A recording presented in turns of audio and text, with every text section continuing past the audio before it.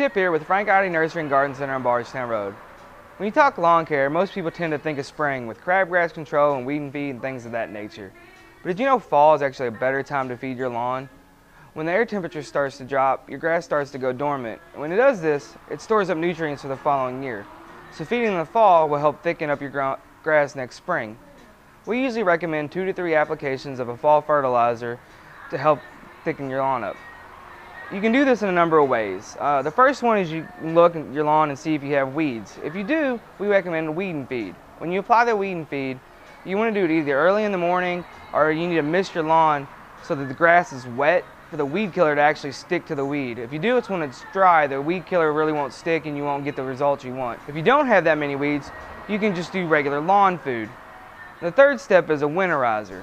We recommend a spacing of about 30 days on your lawn food. So whether you do the weed and feed, the lawn food, or however you want to do it, you want to space them about 30 days apart.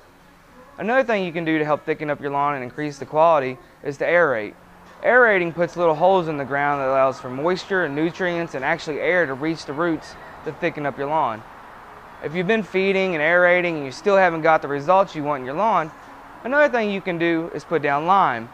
Over the course of time, your soil can actually become too acidic for the grass to be able to absorb the nutrients that are in the soil.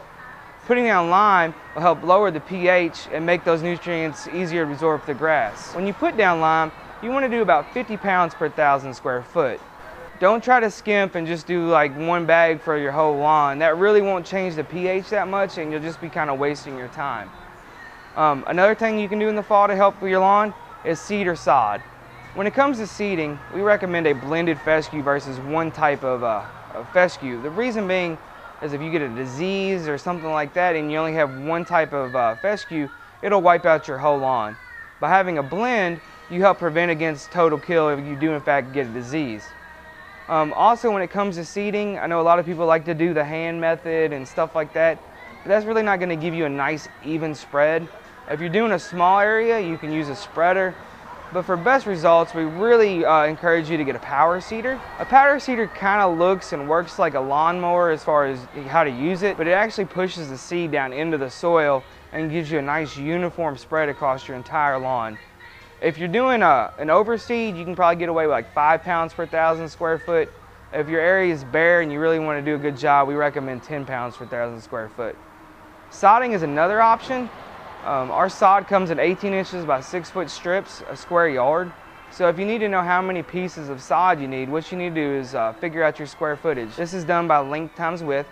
And once you figure out your square footage, you divide that number by 9, and that'll tell you exactly how many rolls of sod you need. But now's the time to really evaluate your lawn and freshen up. So if you've been thinking about it or been meaning to really work on your lawn, now's the time to do it. If you have any other questions or need help or anything like that, feel free to visit us on Facebook.